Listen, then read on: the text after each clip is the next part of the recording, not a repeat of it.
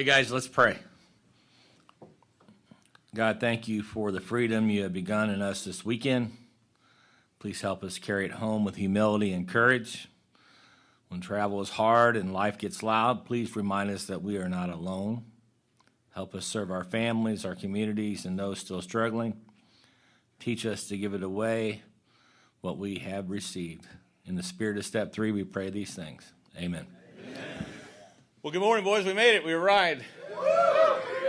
And then, so it's a joy to be here. I know some of you got here. It's your first time coming to a retreat. Some of you didn't know what was going on. You weren't sure if you were supposed to hug or if there was going to be a dance. You didn't know what to expect. Your first men's retreat. But you're here, and you made it. And you hope nobody called on you. Some of you just like, I hope they don't call on me, whatever they do. But you made it this weekend. These can be game changers for a lot of people, just because of the bond that you make. But sometimes we get a little deeper into the weeds and have more time to share about really life stuff, in a practical way. And so it's always a blessing to come. And it's hard to come in these things and not walk home better than you walked in, And so I'm grateful to be asked to come and hang out with you guys for the week. There's a lot of guys that I know for a long time here that I love dearly. And there's some I just met for the first time. I hope that our paths cross often. And I know that I'll walk away here better than I came. I want to thank Cliff, and I want to thank the committee for inviting me to be a part of this. And because it's a lot of work, as you can tell, that goes into this. It seems pretty painless. I mean, these are great. This is a great complex, and it's pretty painless, really, if you just get in sync with everybody. Thanks, Roger, for coming out and braving the element. And be sure to show him love, with his generosity, because without guys like him, you can't capture some of this stuff to listen on your own. Even if it's pirated, it starts at a place like this. So even if you listen to it on YouTube or SpeakerCast or some of the stuff, but if not for these guys and gals who do this stuff, we wouldn't be able to have that stuff. So give him love. Even if you don't want the tapes, throw him some love, and it'll make a difference in his life and keep him coming back. And then lastly, Tommy, it's been a joy to hang out with you, brother, and walk this journey with you and share the weekend with you. But we're going to dive into step 12 and service, sponsorship, wherever it takes us this morning. We'll get there in the time that we got. We came here and we started off with old ideas. What does it look like to be here, and what was really going on before we ever drank?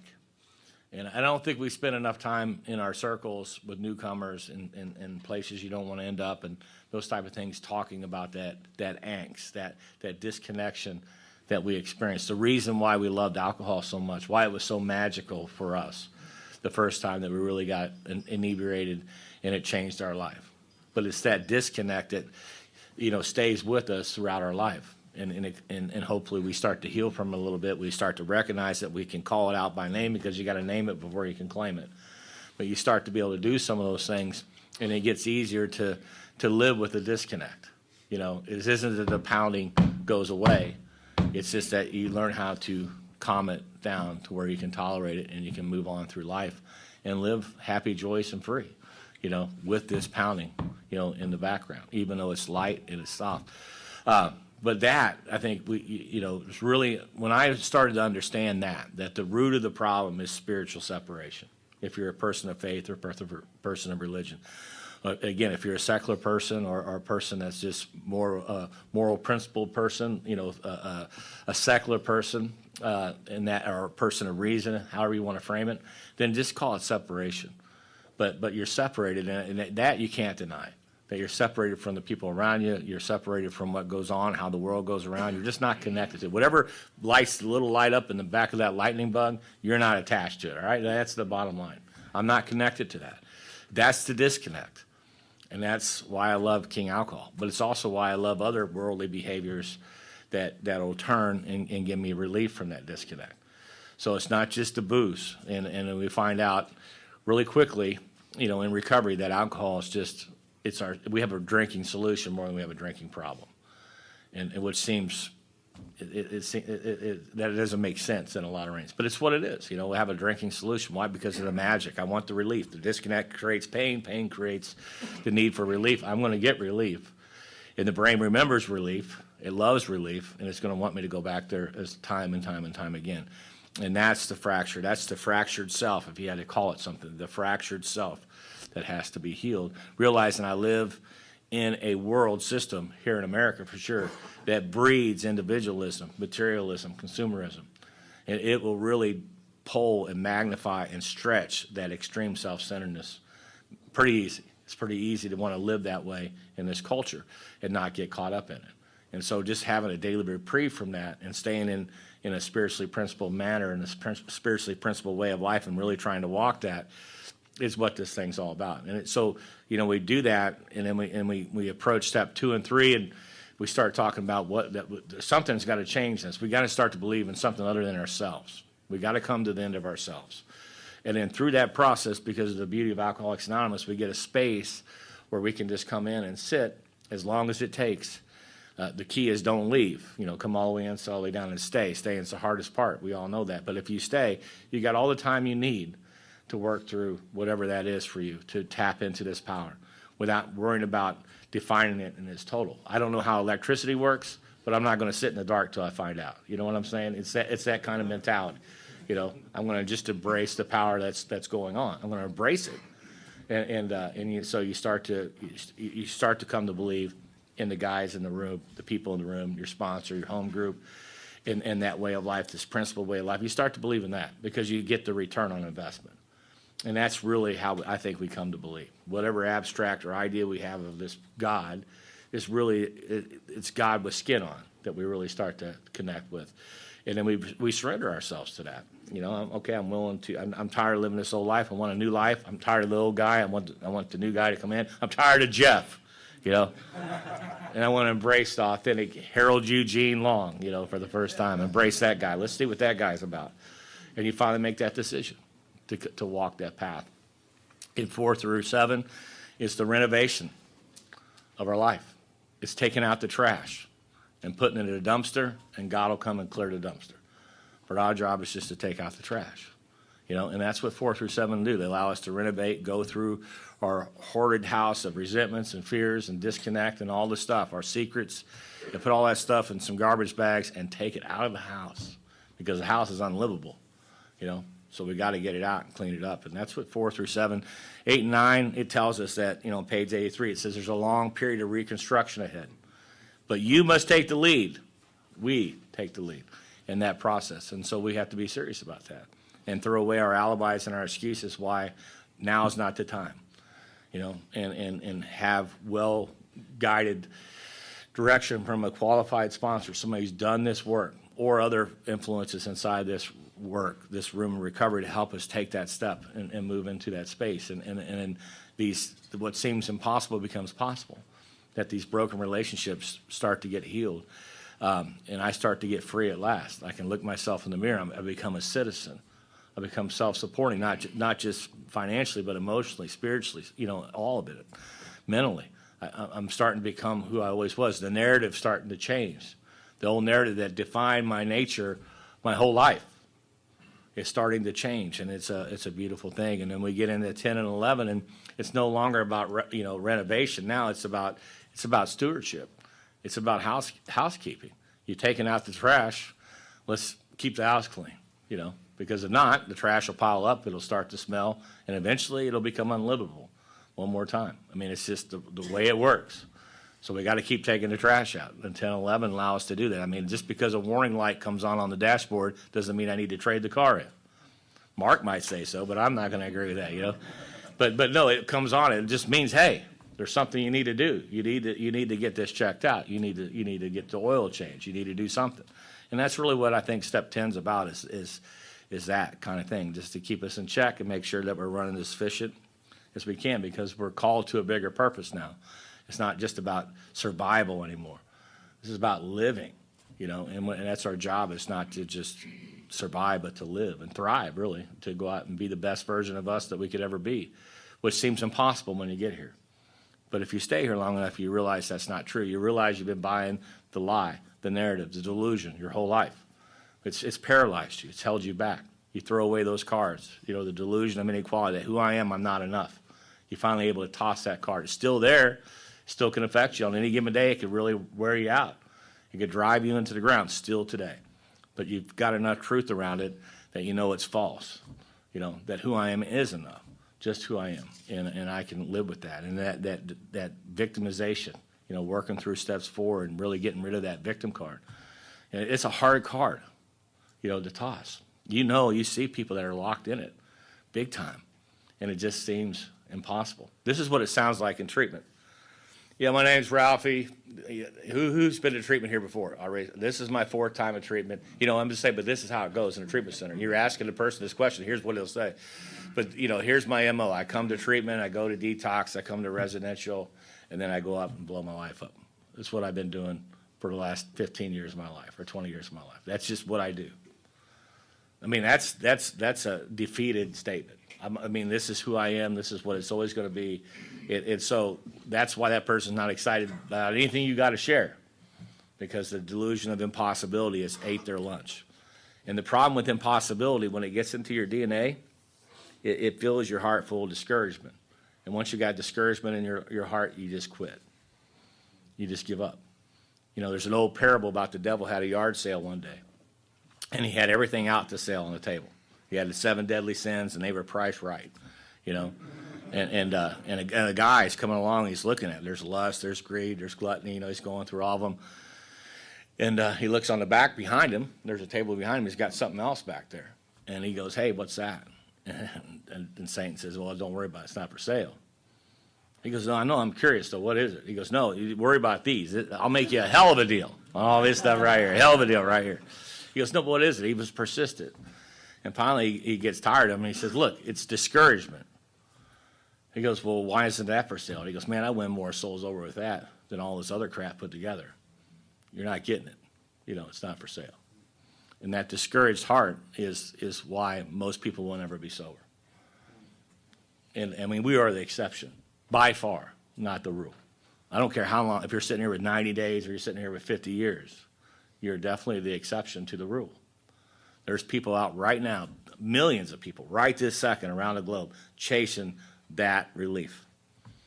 And there are many of them that will die or totally compromise their life today because of their relationship with king alcohol and mind-altering substances and going down the road. That's the hard reality. And I can never forget that, you know, with that. And that kind of segues us into, what's this thing all about anyway? You know, we have this, you know, we get to step 12 and having had a spiritual awakening. You know, that we realize that there's more to this life than just us. And that I'm a part of the circle of life, if you would. That what I do matters. I'm a link in the chain. I'm either a weak link or a strong link, but I'm a link. It's great inventory. You know, am I a weak link or am I a strong link in what's going on in the circle of life? Not just in AA, I'm talking about the circle of life. As a citizen in my community, as a leader in my household, am I a weak link or am I a strong link? And the good news is, wherever I shine, I can do something about that. I don't have to leave here. I can become a stronger link. And I think that's really important when it comes to that. But you start to wake up to that truth. You know, you start to really experience the grace of God for the first time and get rid of the delusions that I can't experience the grace of God. Because that's really what it is. When we all come here, if you had a little Ziploc bag and just imagine a pumpkin seed, and that is the gift. Here it is. We all get it. This is your grace. This is a seed of grace. You got it. Everybody's got it. Most people will either chew it up and swallow it before they ever get out of treatment, or they'll throw it in the trash, or they'll wind down the window and they'll toss it out the window. We're invited to take that seed and go plant it in fertile soil. What's the soil? Home group, solid home group, sponsorship, surrounded by lifelong friends. That's the soil. And if you put it in the soil, things start to grow. Things start to get green. As Mother Teresa would say, got to remain green because green things are growing, right? So you start to grow. But most people will tell you to pound salt. They don't want the seed. They'll put it in their big book and leave it there until it dies. It'll die right inside their big book. You know, but we are all given that. And I think it helps spiritually answer that question, why did I get sober, that person to get sober? Because what I really dislike is this statement I hear a lot in circles, not just AA circles, but you see somebody who's down and out, Oh, but for the grace of God, there go I. It's a true statement, but it almost sounds like God favored me over them. And it wasn't the truth. I guarantee you they've been handed the seed of grace at some point in their life, and they said no thanks. You know, that's how powerful this desire to run our own life is. And so for whatever reason, us guys sitting here this morning surrendered to that and said, I'm going to follow direction. I'm going to go take the seed, and I'm going to go tell you what you did with it. And you go plant it in fertile soil, wherever your soil is. But it needs to be fertile, you know, and it needs to be healthy, and it needs to be vibrant. And if we do that, we start to have this awakening. We wake up to a bigger life, a life that seems totally impossible to live, right? And that's what happens. And so we do this. We have this spiritual awakening as a result of these steps. You know, this step-driven life. And the steps aren't systematic. It isn't like we get this table at Walmart, you come home, work the 12 steps, you get a table. Because so often we talk about the steps in a tense form. Well, I worked the steps. You know, I did a fifth step back 10,000 years ago. You know, like you're done, like you check the box that you're done. No, it's a principled way of life. This is designed for living that really works. You got to continue to practice this in all your affairs. But if you do that, as we talked about yesterday, you grow into somebody that you kind of like looking at in the mirror. That you kind of, you know, you're not disgusted with yourself anymore. You know, you're your biggest fan. You're still going to be your biggest critic, but at the same time, you become your best coach and fan because you start to believe I can do something. You know, it's just exactly what Roy told me sitting at that table. Everything you have in your life, you've attracted to you by the person you become. And that statement was as true that day he told me that as I sit here right now with you guys. And it is for you. If you don't like what's going on in your life, change it. You're not a tree. You know? Seriously.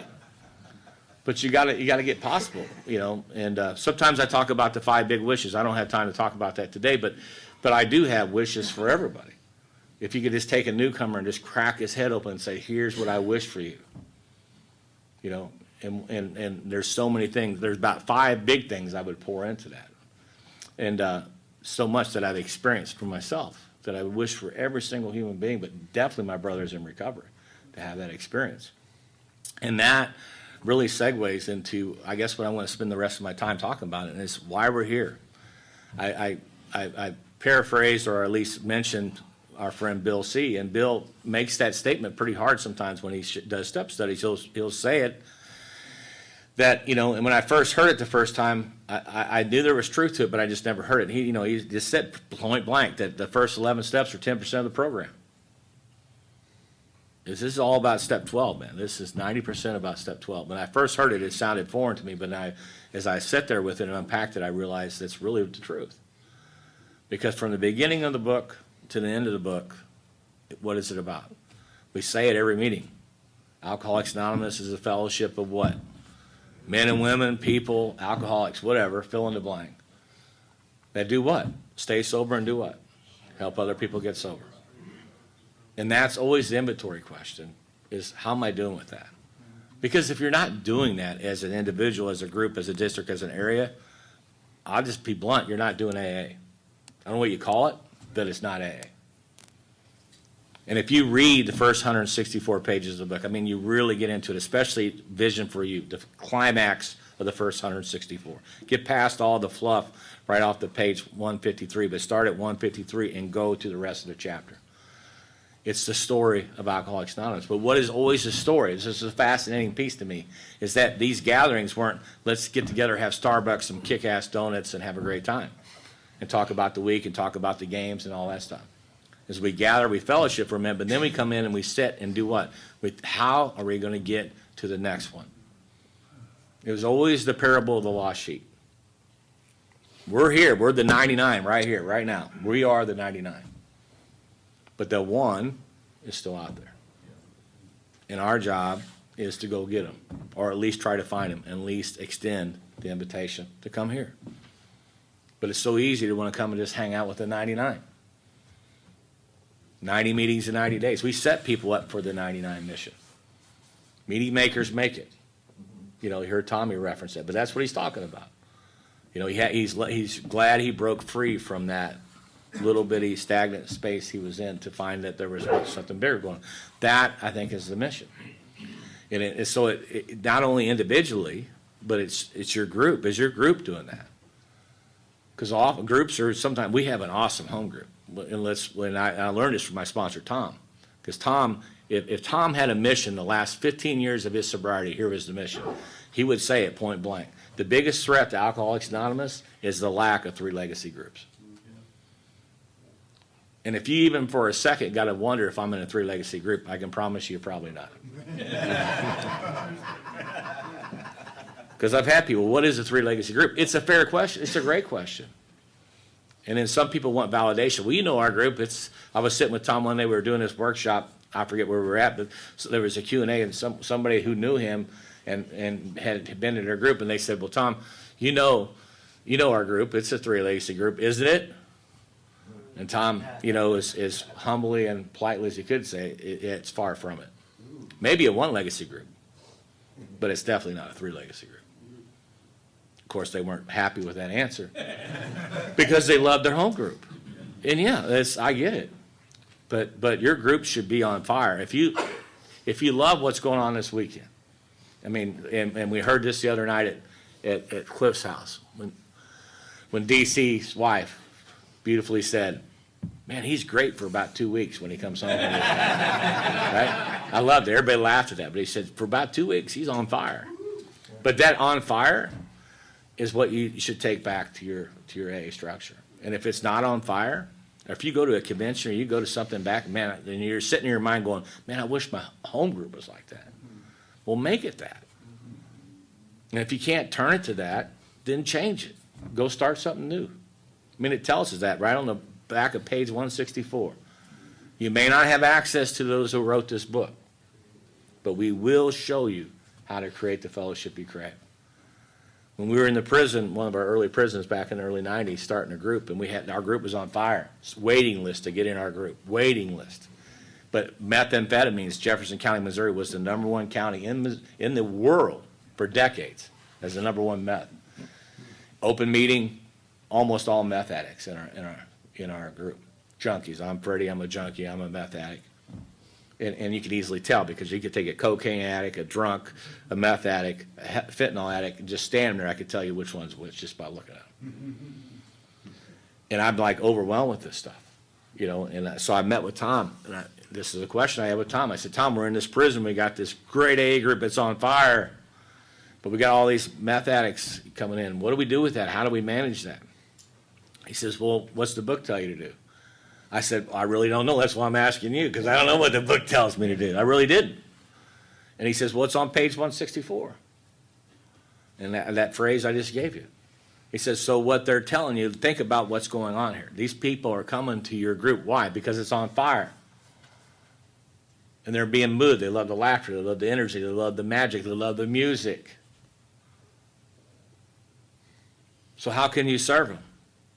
And I'm kind of lost at the moment. He says, Harold, why don't you show them how to create the fellowship they crave? I said, what do you mean? He goes, do you know some guys that can cross over and do an NA meeting in that same space? I said, yeah, I probably could recruit a couple guys. He goes, that's what you do. You give them your format, go recruit those guys, give them another space, and watch what happens. And exactly what he did. Became the largest meeting in that facility. It still is today on Thursday nights, the NA meeting. It's jam-packed, standing room only, on fire. Help them create the fellowship they crave. So it's that mindset. No matter what's in front of you, it's still the mission is to help the next one, help get to the next one. You were in the hole. Somebody came to the hole with a rope and threw it down. There's 10 of you in the hole. And somebody hollers down, do you want out of the hole? For years I said, man, we're good. Go to the next hole. We got it. We're good. We're good in the hole. We're good. Pound salt, whatever, just leave. But one day, for whatever reason, I was willing to grab a hold of that rope and said, yes, I want the hell out of this hole. And somebody pulled me out of the hole. My Ebby, pulled me out of the hole, which was Gary, and I already told you about him. And so it's like, well, how do I pay this back? What do I do? Here's the rope. Go find the holes. How long? For the rest of your earthly life. And if you do that, it'll be the best life you could ever live. Sounds totally opposite of anything that we live in this world system. That's why we live in the world of the spirit, right? It's a different world that we live in. We operate on a different level. And you have to grow to that. You don't just become that. You have to grow to that. But that's the ultimate game. That's what the inventory should always be. So early on in my sobriety, when I'm really starting to do this deal, this is what was presented to me. Harold, do you want a storybook life? I like that. Sounds impossible, sounds great, but why? Yeah, why wouldn't I say yes to that? Yes, I want a storybook life. Then you're going to have to do two things well for the rest of your life, one day at a time, for the rest of your earthly life, however long you live. And here's those two things. Number one, you always have to have a new guy that you're working with. If you don't have a new man you're on this journey with, you stop everything you're doing and you go find him. You get out your rods, you get out your bait, you go fish where there's fish, but you always have a new guy you're working with. No excuses. No excuses. Page 100, first full paragraph. I'm not going to read it, but study it because that's that language for that.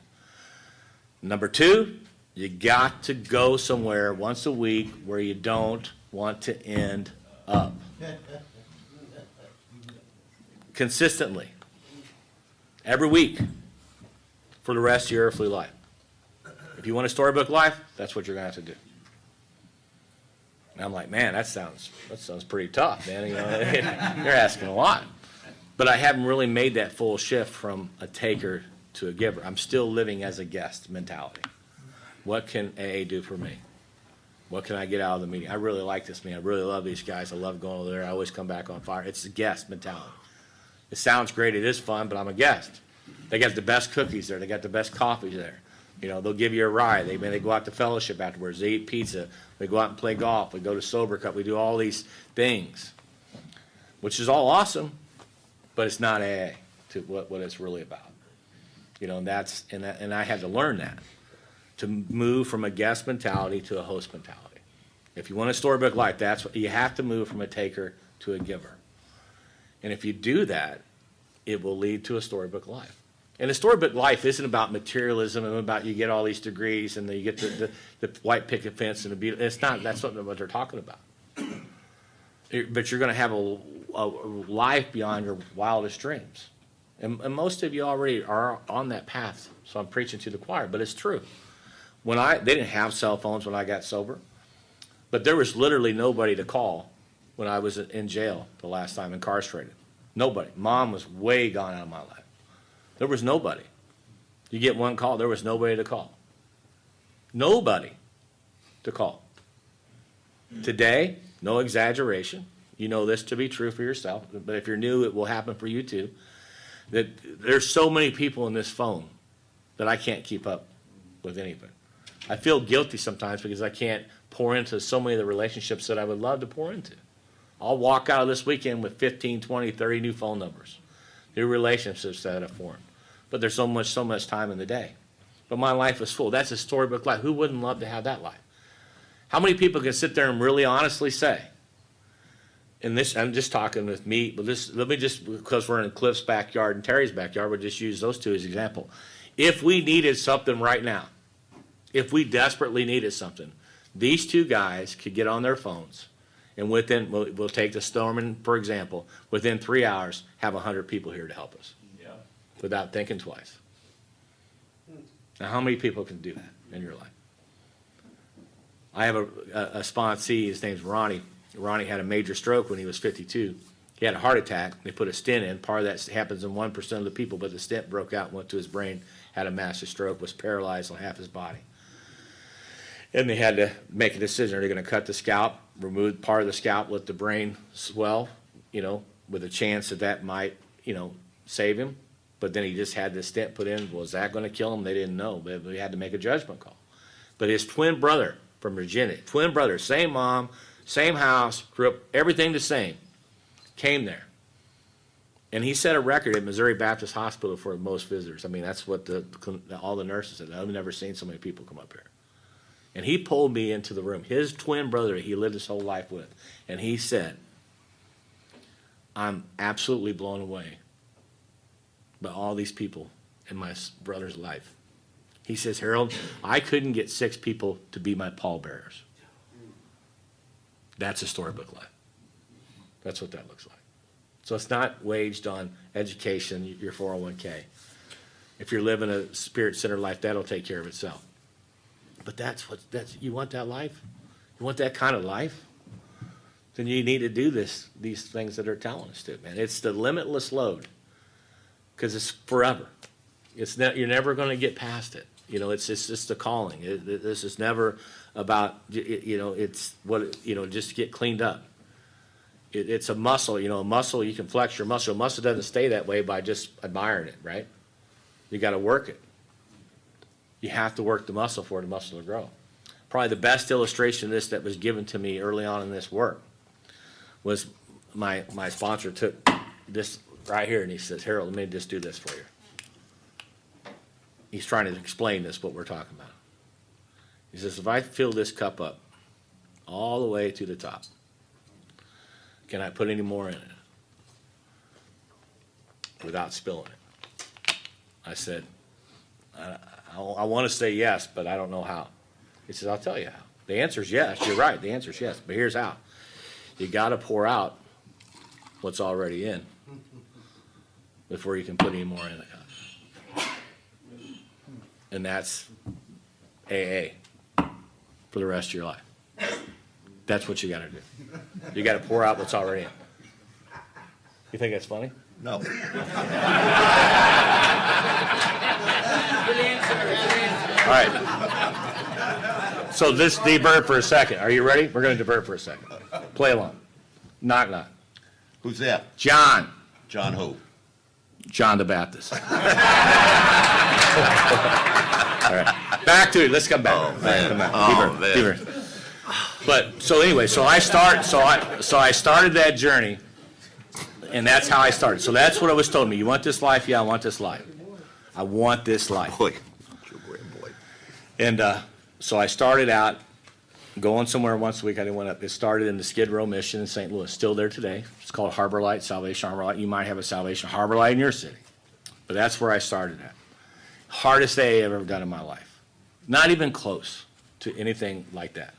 With a Skid Row mission attached to it, men's detox, low bottom, Skid Row as hard as you can go. Hardest day I ever did in my life. Absolutely insane in that space. And I did that every Thursday and Saturday for 3 years straight. And it shaped for what was to come next. And next came the phone call. Here's the phone call. Hey, man. I said, yeah.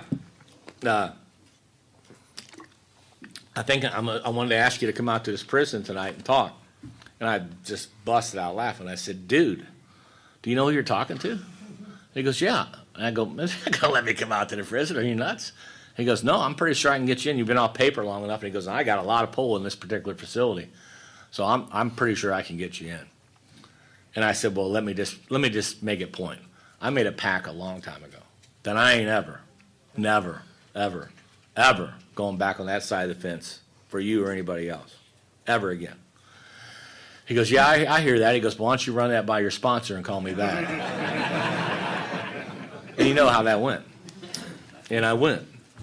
And I've been going ever since. That was in 1993. So I became I got into the system, pretty much maximum security system, and I've been in that ever since.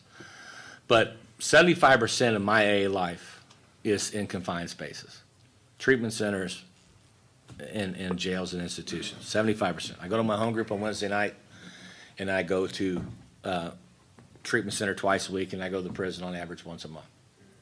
And that's my 4 core things that I do in a week. Always got a new guy. If you're going to a place you don't want to, you always got a new guy. I'm always pawning off new guys because I only have time. I can't sponsor all these guys. It's an unlimited supply of new guys. But it's the dope. It's absolutely the dope, of what we do. And you just be amazed how God will use you in those spaces when you do that. I already shared one of them with you here with Mark.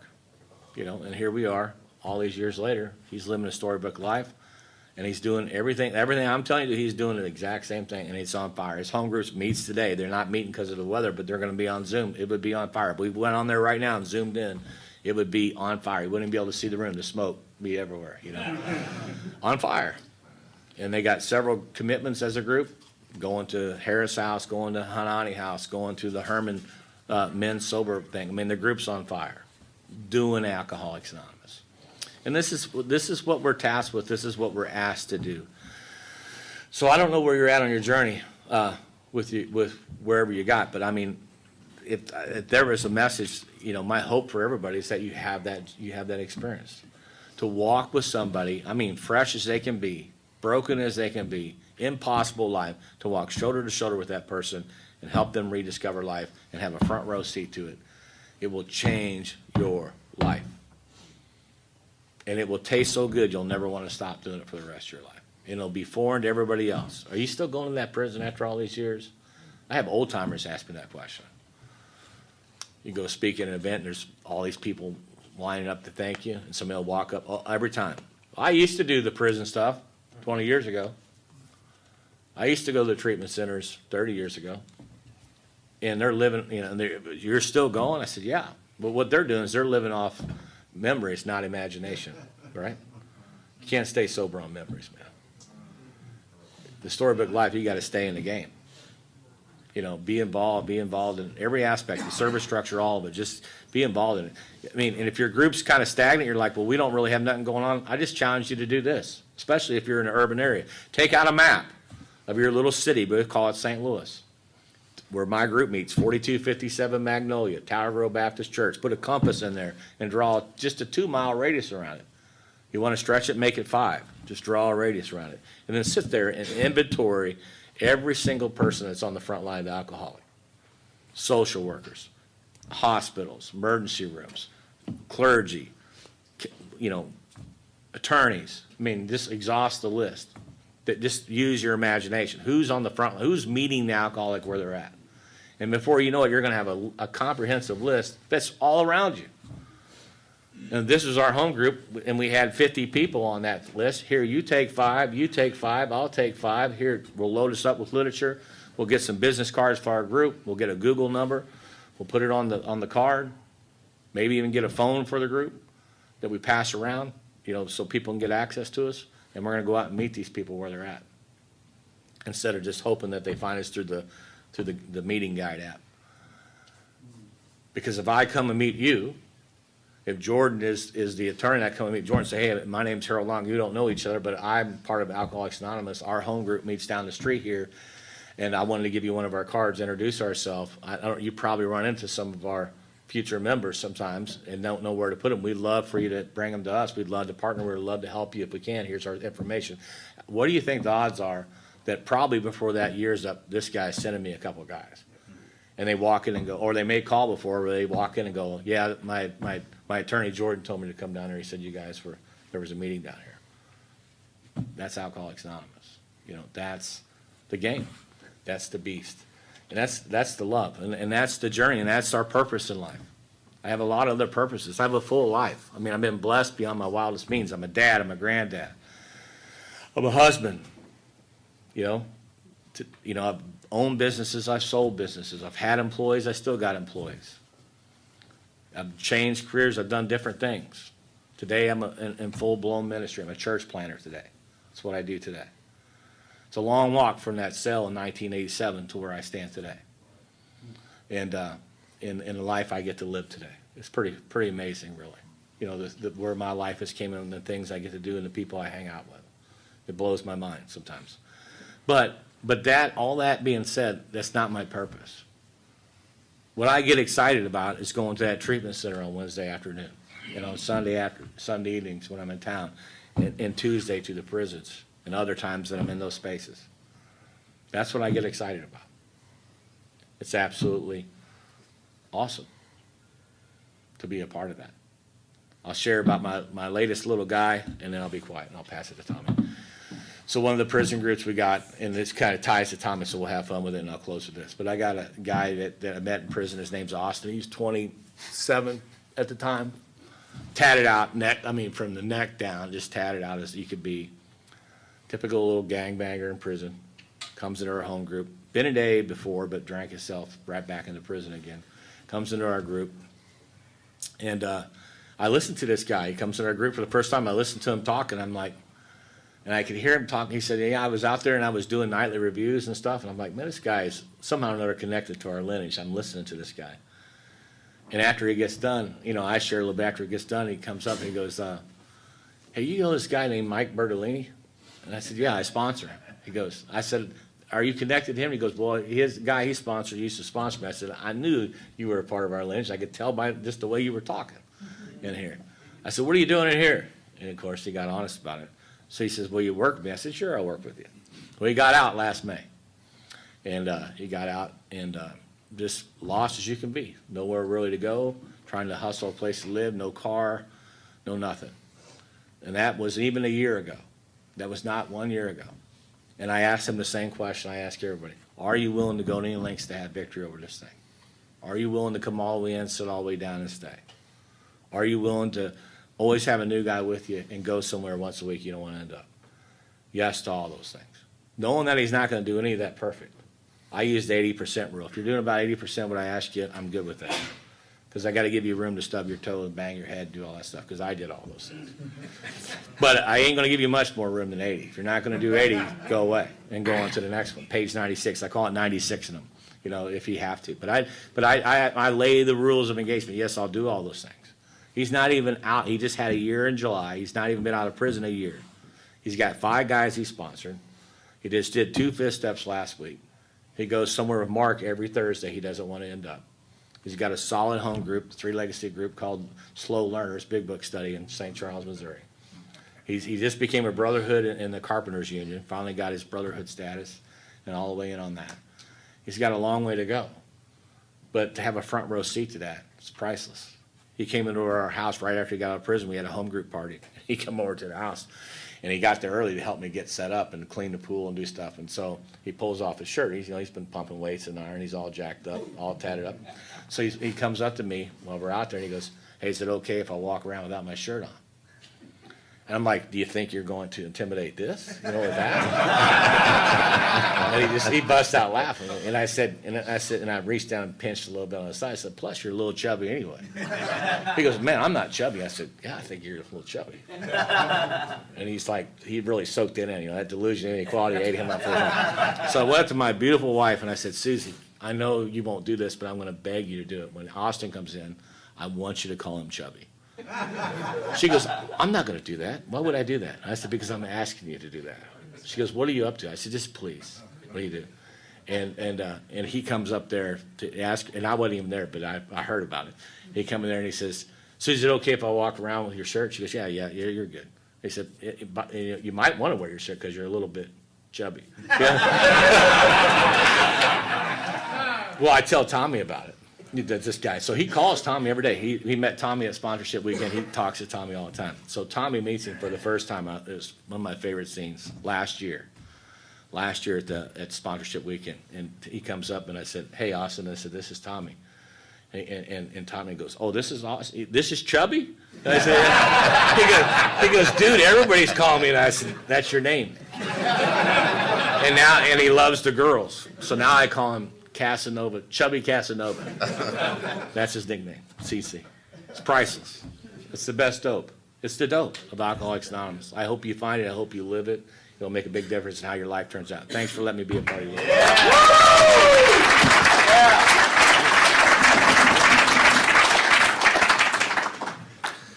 That's my guy. I'm Tommy T. I'm an alcoholic. Anytime I think I'm too busy, anytime I think I'm too tired, I think of the men that have invested time in me, like Harold, and I get off my ass and do what I got to do for Alcoholics Anonymous. It's just the way it's been. And I mentioned that guy Joe Keegan that I spent 25 years of my life with. He showed me how to practice these principles in my home occupations and affairs. He taught me to always be in the service structure.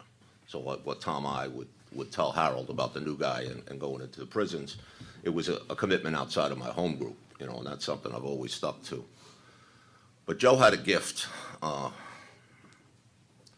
aspire to be like those guys. I don't worship them. I don't put them on pedestals. I know they struggle just like me because all my sponsors have been very honest with me, transparent with me. They tell me when they're flawed and something comes up, and that's attractive to me because if you tell me you're doing this perfectly and you don't, I'm happy, joyous, and free all the time, and you might be a little full of shit. It's just my experience, you know. But I'll give you a couple examples of that. And he was just masterful at sponsorship. And in my 50s, I was climbing the executive ladder, you know, thinking who I was, thinking I was doing it. You know, God had a little bit doing to get me the job back in the amends process, but I got this now, you know. And I'm working hours like crazy at everything. And Joe says, you know, you mentioned that you want to go to school, because I switched from the unions to the educational side of the Department of Ed, and everybody had degrees. And I had a GED. I had a lot of licenses, but I had a GED. So I always felt less than at the table. And he said, you know, I'm getting a little tired of hearing about this college thing. You know, you say you don't have enough time. I said, Joe, you know how busy I am. I got this many sponsees, and I'm going here, and I'm doing that. And he said, yeah. He says, are you willing to do a little exercise? I said, sure. He said, all right. He was good with a computer. He said, I'm going to send you a spreadsheet. I want you to populate it for 2 weeks, what your schedule's like. He says, what time do you get up in the morning? I said, 5:30. He said, what time you go to sleep at night? I said, 11:30. He said, okay. He sends me an email, and it's got the spreadsheet on it, and it's got 5:30 to 11:30, and I put the prayer and meditation in it, and I put, you know, the last half hour was watching news to catch up on world events and everything in between. So I send it to him, and I don't hear anything. And, you know, when your sponsor says, are you willing to take a consideration? Just strap in, fellas. They're about to take the spiritual samurai sword and take your legs out from under you, you know. And I said, yes, Joe, I am. He said, well, consider the fact that it's not a matter of that you don't have the time to go to college. You just don't want to give up TV. And you know what I thought? I knew I shouldn't have wrote that down. Like, I kind of knew I was setting myself up. So fast forward, I'm enrolled in college, and you know, from 9:30 to 11 o'clock every night I'm online, and I'm going to a class on Saturday. And it took me 5 years to get a 2-year degree, but I got it. Yeah, no, that was bragging, because it was your PhDs and theology, doctrines, or whatever the hell you got. And I did it in community college. It's not a big deal, all right?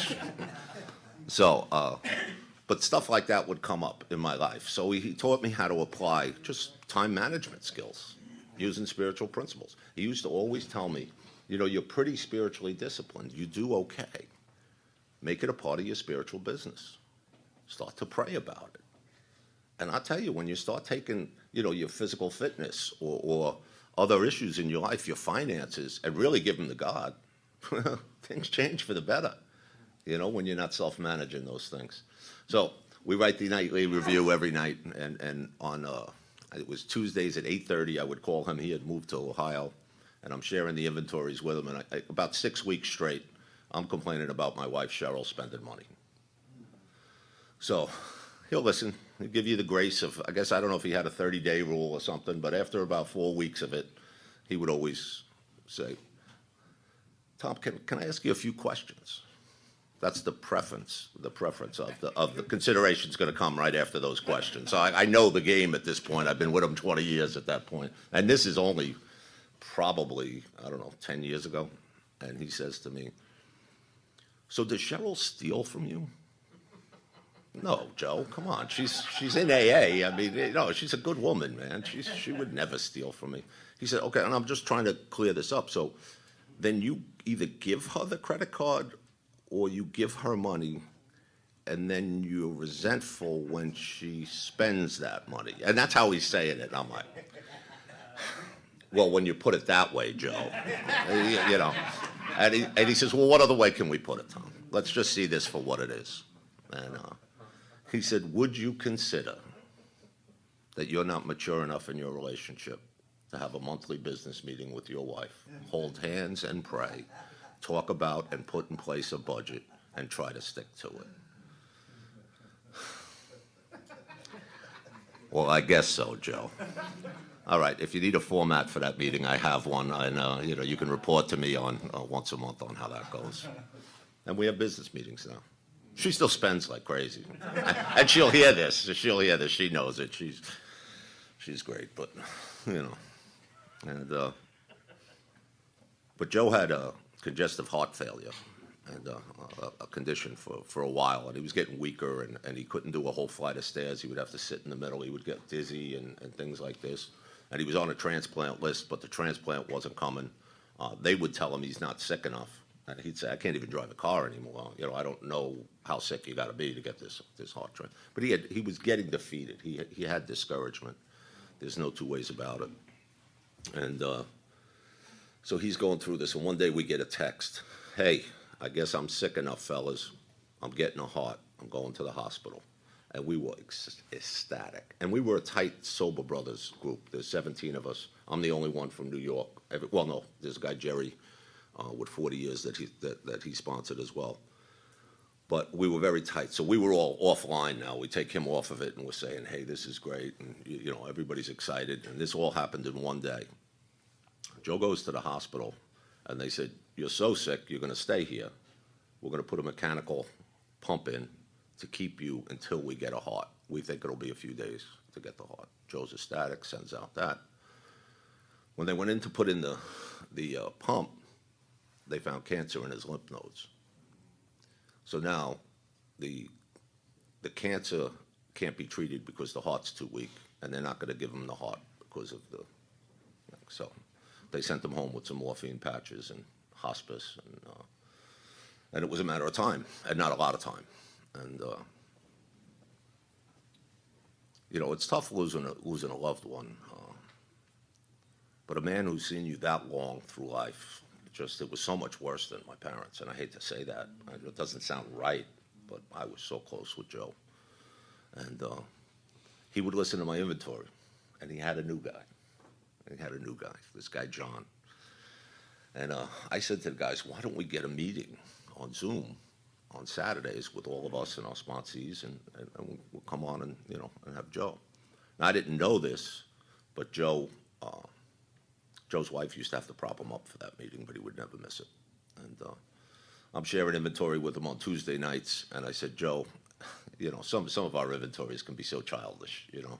I'm like, Joe, I feel really strange sharing all this nonsense with you. You know, when you have all these things going on. And he said to me, Tommy, unless you fire me, I'm your sponsor until I die. And that's going to happen. He said, but a half hour listening to your stuff is a half hour I'm not thinking of mine. So please don't stop. Amen. I would want to be that guy someday. I'm not that guy now, but I would want to be that guy someday. And he worked with a guy, John, and read a vision for you on a Wednesday night, and he died on a Thursday. So the last day of his life, he worked with a guy and got him through the 12 steps. But before that Saturday before, we're on the thing, and we said, let's bring all the sponsees, and let's make sure it's a good attendee, and let's thank Joe for all he's done for us. We knew it was getting bad. We had 85 men on that Zoom meeting. And up in the, you know, the screen, the gallery, look, you know, there's a Jay Green and a Jay Green. One's got to be like 70, and the kid is in his 30s. And everybody's sharing, saying thank you to Joe and everything, and Joe's just sitting there humbly. He was in rough shape. And John shared the story that he just, you know, was getting excited because he was going to read Working with Others with Joe, and he was having this wonderful experience. The kid changed before our eyes. It was just wonderful. We all got to watch that. But then one of the last shares was his dad that was above him, and he said, Joe, I wouldn't miss this meeting for the world. He said, you don't know me, but I know you. I sponsor your sponsor, and I'm so-and-so, and he had like 52 years sober. And he said, and I just had to get on it. He started bawling, and he said, could you save my son's life? And I couldn't. You know, that's what we have here. That's the example that I look at. This guy, I'm pretty busy in AA, and I'm pretty busy in my life. This guy makes me look like I'm sitting still, and that's what I need. It's not what I would have chose.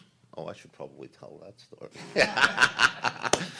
So before Joe died, he told me, Tommy, I want you to send a text to all your guys and promise them you'll have a sponsor within 30 days when I pass. I said, Joe, I'm not talking about this with you. He said, oh, no, you are. And he said, I want you to send that text, and I want you to put me on it. Now, he's sponsoring me 24 and a half years at that point. I said, you think I'm really going to lie to you? Well, you've done it in the past, Tom. You know.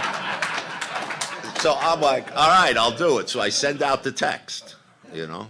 Joe passes, and I'm telling you, fellas, it was one of the everybody was talking about some rough things they've gone through. That was probably one of the roughest that I've gone through. And my parents died within 35 days of each other in 2006. This was tougher than that. And, you know, I made that pledge to Joe for 30 days. So on the 29th day, I really started thinking about getting a sponsor. And I wrote 3 names down. Now, I don't just have a sponsor. I have like a board of directors. I have a bunch of men in my life that know everything about me and that I feel very comfortable sharing 10-step stuff with or whatever's going on in my life. And one of those guys you had here last year, Jimmy A. He's my service sponsor and really my best friend in AA. And I called Jimmy and I said, Jimmy, I got to get a sponsor. And he says, yeah, I was wondering when you were going to get around to that. You know, it's a little sarcastic relationship we have. And he said, you do need adult supervision, you know, and all that kind of stuff. And I said, well, these are the 3 I'm thinking about. He said, well, Tommy, they're all quality AA guys, senior to you. And, you know, he said, but if you're asking me to be honest here, I think the way that you practice these principles and your personality, you'll overwhelm these 3 guys. And you're just looking to take a kind of soft away. That's a friend. That's a friend that will tell you that. And he said, why don't you just pray about it a little bit? You still got a day, you know.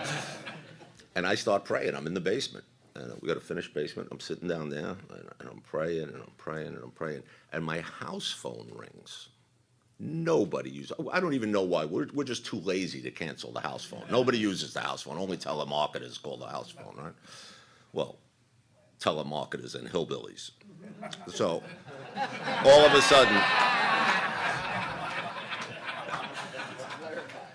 a sudden the phone rings and I pick it up and it's, hey, Tommy T, it's Harold Long in Missouri. How you doing? And I'm like, not this guy, God. It's exactly what I did. I looked up at the ceiling. I said, not this guy, God, please. And he says, hey, I'm looking for you to do a big book, a men's big book study online. Will you join me on Zoom? Of course I will, Harold. When is it? And, you know, I start doing it. And it's going, and it's like the devil and the angel on your shoulders, you know, like, ask him. Don't ask this guy. Don't ask this guy. Ask him. And I said, Harold, I know you're a real busy guy, but my sponsor passed away about a month ago, and he said, yeah, I heard that. I'm really sorry about that. It's a big loss. And I said, do you think you could take another guy on? And he said, well, Tommy T, I'd be happy to walk this journey with you hand in hand. But we're gonna have to have a little discussion, and we're gonna start up a little covenant, we call it here. And he's going on, and I'm like, okay, I think this covenant stuff is like spiritual consent. I think I can get in line with this, you know. And he said, well, are you working with guys? I said, yeah. He goes on to treat me like I got 90 days. I swear to God. And he says to me, goes through a couple of questions. He says, are you willing to give me your wife's phone number? I said, what's that about? He said, well, if I think you're lying about your marriage, I'm going to give your wife a call. Okay, I'll give you that. How about those kids you're always bragging about? Can I have their phone numbers? Well, I guess we're in a little worry about some lying going on here, you know. I said, yeah, I'll give you the numbers. And he says, oh, one more thing. Do you have any commitments? Kind of puff out my chest a little bit. I'm the sponsorship chair for Staten Island General Services, and I'm the treasurer at my home group. He says, no, real commitments. Are you going to any institutions? And I have always been in the institutions, in rehabs and things like that on Staten Island, but I just had a lull. I wasn't in one. And I said, not at the current moment, but I used to work up at Intergroup, so I could call them. I'm sure they got something open. He said, good, call me back when you get a commitment, and we'll schedule some time. And that's how this happened. You know? And it wasn't comfortable for that first year. You know, having one guy doing one thing one way for us, I had a kind of, you know, and You know, fellas, I don't know if it's, you know, I was thinking about this Friday. I don't know if when I get, like, I don't know if it's nervous or fearful. I don't really care what category it fits in. I just don't want to let those guys down. You know, I don't want to be that guy.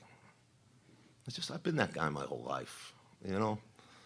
So I was a little, I guess, maybe intimidated by the way that he does his AA and that he is so busy and that, like, no matter what I say to him, he's got 5 other stories that are more busy than me. And I'm like, all right, well, I need at least 5 hours of sleep. You know, I don't know what you're doing, but, you know.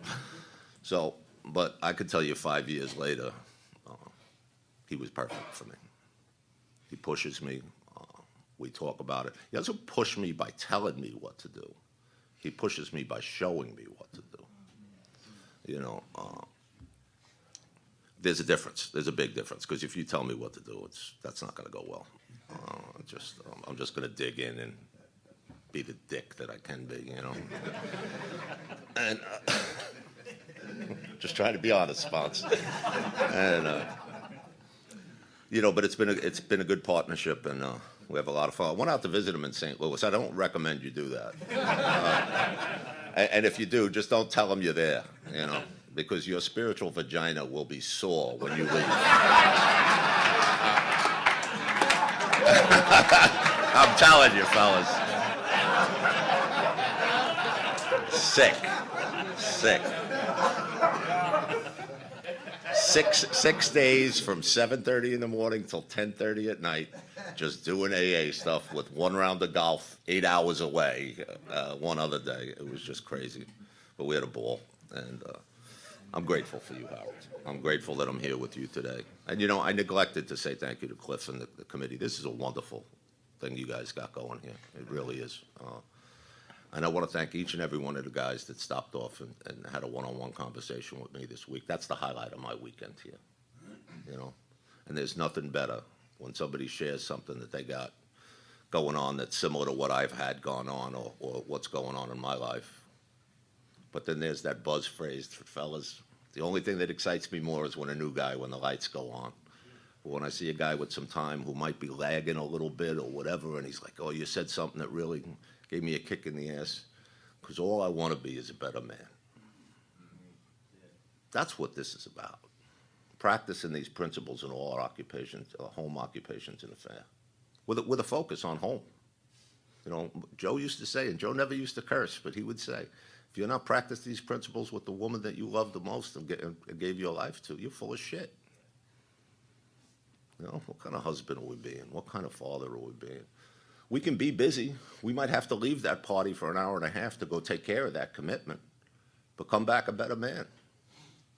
I know my wife will push me out the door to a men's retreat, you know, and it's great, because you know what I'm going to do when I go home? Same thing I do whenever I come back from a men's retreat. I'm going to grab her hands. I'm going to tell her how much I love her, and I'm going to say, I know I can do better. What do you need from me? Sometimes she has a big list. And I have to fight the fact that I'm that sensitive. But sometimes she'll just tell me how grateful she is that we're together and for the life that we have, and that makes me feel good. And I'm sorry to say, all these years, at 66 years old, I need a pat on the head once in a while, you know. But we chose this topic just out of, you know, in the family afterwards, there's a little thing. And it's when the father is riding high on spiritual intoxication. And it says, father feels he has struck something better than gold. For a time, he might try to hug the new treasure to himself. He might not see at once that he has barely scratched a limitless load that will pay dividends only if he mines it for the rest of his life and insists on giving away the entire product. I do not do 12-step work and stay as active as I am in Alcoholics Anonymous because I'm a saint. I don't do it just to preserve my sobriety or even my quality of sobriety. I do it because the men that took the time to go way back to sit with me in a diner and listen to my newcomer nonsense, the world sucks, everybody's against me, all that stuff, for hours on a work night. And I didn't drink that one day. And then the next night, they'd listen to the same story, so I didn't drink that night. And then that guy, John, who committed suicide. with his own demons, was willing to take my calls all the time. And for George, who sat and took me through these 12 steps pretty quickly. And then, in that only 5 years sober, first guy he ever worked with, he had the hindsight to say, I'm not practicing these principles the way you do. You should get somebody else. And then God put Joe in my life. Watching Joe over 25 years, watching Harold over these last 5, I'm in awe. Like, will I ever get like that? And my only answer that I can come up, no matter how much I pray, no matter how much I write, no matter how much I meditate, is just keep doing what they're doing. So unless this guy stops, I'm not stopping. And big odds of saying he ain't stopping, you know. So I'll keep doing this stuff. And the guys I sponsor, my friend Sal here, I've been sponsoring Sal for a long time, Hunter, some of the other guys, they're the highlight of my life. And I got a lot of highlights, you know. When a grandkid hugs you and says, ain't no pop like the one I got, you know, that's big stuff. That's big stuff. But the sponsees and working with guys, they keep me more in line than Harold does, or the older guys that I hang out with, the senior guys in AA. You know, they'll give me a suggestion, they'll give me this and that. The sponsees, they just seem to call at the right time. You know, I have an open AA house, so guys are in and out all the time. They know how I live. I tell them, ask my wife what kind of husband I am. Because you know what I learned here from these guys? You want the best wife in the world? I'm sure you do. Be the best husband in the world. Start there. I pray every morning to be a better husband, better father, better AA member, better man. Start doing those practices and watch your life change. It's an incredible, incredible thing. And I hope I never think I'm too busy for Alcoholics Anonymous, because those men were never too busy for me. So it's not sainthood, it's not increased spiritual growth, it's not any of those things motivating me. It's payback. What do you think your sobriety is worth? What's your life worth? Even if you're new here. You didn't get locked up today. It's pretty good, right? Seriously, it's snowing, who cares? Right? Oh, I'm not getting home till Monday. I have a home. That's pretty good, you know. It's no big deal. I'll get there eventually, you know. I'm being missed at that home. How about that? Yeah. Instead of hearing the slide bolt click when you're walking up the pad, you know, I've had that happen. Get up to the top stairs and you click and nobody's home. Come on, you know. I know you're in there. You know, don't make me come through the window. I know that entrance too. You know. So what's our sobriety worth? It's not worth being tired. So what? You're a little tired when you get to the rehab. You know. Bob Bazantz gave me one of the best things one time because I was all screwed up, and he was talking me through something with my wife, and he said, "Oh, son, you just got the list all screwed up." And I said, "What's that?" He said, "The priority list." I said, "Okay, what is it?" He said, "It's God, it's AA, it's your wife, it's your children, it's your career, and it's your money. Don't ever screw that up." You got it all screwed up. I was focused on money and my career at the time, and I wasn't paying attention to the wife. Still did my AA, thought I was still doing God. But you got to watch yourself. You got to keep an eye on yourself. You got to put yourself in a position to be helpful in step 12. So when you said the 90-10 thing, I said, well, that's some garbage. That was my first, you know, agnosticism to that. But it's absolutely true. Because to the extent that I'm willing to be inconvenienced with helping others here in Alcoholics Anonymous and in my life is in direct proportion to my spiritual fitness, my connection with God. When I'm on that beam, I'll help everybody. I'm holding doors left and right. Thanks for cutting me off. Have a nice day, you know. And then if I'm not, oh man, I'm looking at that phone with that troubled sponsee calls. Jesus Christ, again? Say the quick prayer. What's up? Yeah, well, it's the same shit as yesterday. Look, call me tomorrow. Yeah, that's what you're gonna get. That's what you're gonna get if I'm not right. But if not, it's like, no, I know. It can be tough, but you just have to focus on your study, your big book study, and keep advancing in the steps. And I'll see you at home group tonight, and we'll talk then. Everything's great, and you know, there's a direct connection there. You know, my willingness to help others and my connection with God. So nowadays, if I look that I'm short with somebody, or if I'm a little overly sarcastic, I know it's hard to believe, right? But it can happen, and but that's a reflection on me. It's not a reflection on those people. Unfortunately, when they're new, they don't know that. And the other thing that I know when you start getting up there in the years, and I mean in physical age and as well as sobriety, those young guys are watching us. Unfortunately, like, we're held accountable for our facial expressions today. That's a pretty high bar.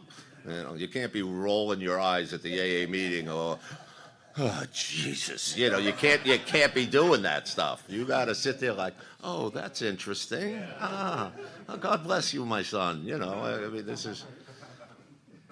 But I like that type of scrutiny. I like sponsoring the new guys, and I mean this, the sicker the better. Because when that light goes on, you know, it is just amazing. So I just want I won't mention the kid by name, but he relapsed not too long ago, and he's coming back, and he's in the steps. He just finished his 4th step. And but this kid had 2 things going on him that were gnawing at him in his first experience. You know, he's short in stature. He's only 5'2", and he's never met his father. His story was his father had abandoned the family and didn't care about him, and you know, the whole victim thing that we could light up. When we do the work, the kid starts to get on fire. He's out there making amends. He made all of his amends, but he makes an amends to an aunt on his mother's side, and she said, I cannot imagine how much you look like this guy Jimmy that from the neighborhood. It's striking how much you look like him. And little to what this kid knew, he made the amends, and everything was good. I'm so happy you're sober and this and that. And she called this guy Jimmy and said, I just think I met your son. And he said, what? I never had a son. You never know. You know, my sister was kind of wild, so you don't know, Jim, you know. He said, well, did you get the guy's number? He said, yeah, he's my nephew. Yeah, I got his number. Could I have it? The guy reached out and said, listen, I don't know if this is true or not, but, you know, I'm willing to take a DNA test and I'll pay for it and all if you're willing. Of course, he said, yeah. Called me like, oh, this is weird. I said, no, this is the 9th step. But you know, like, I didn't want to soft play it. I said, yeah, it's great, isn't it? God's working in your life. And they took the match 100%. 100%. And so the guy, they get together. It's a little awkward, but it's good. And the guy, Jim, says, yeah, I want to meet your sponsor. I want to shake his hand. And he said, okay, so we go to lunch. Walks in, the spitting image. The 2 of them walk in. They're both 5'2". But the father's got like a $1,200 suit on, vest, dressed to the nines, the Rolex, the whole thing. And he walks up to me and he looks at me, shakes my hand, smacks me on the side. Thanks for what you did to my son and this and that. He is such an alpha dog, you know, and I just love this guy right off the bat. And so we sit down and he says, I got to take this business call. He owns an airfield in Pennsylvania, and he does aviation fuel and stuff. Big guy, big shot. And he walks away, and so I just look at this kid and I said, so what are you going to do now? What are you going to blame your life on now? I said, like, this is bizarre, bro. I said it was your height and it was no dad. Now you got a dad, and he's a stud, bro. So, like, what's going on here? You know, and we laughed so hard. But that's just the kind of stuff you get to experience here. You know, it's the greatest stuff in the world, you know. Gentlemen, I want to thank you so much for having me this weekend. I have had a blast, and my heart is full. So thank you. Yeah.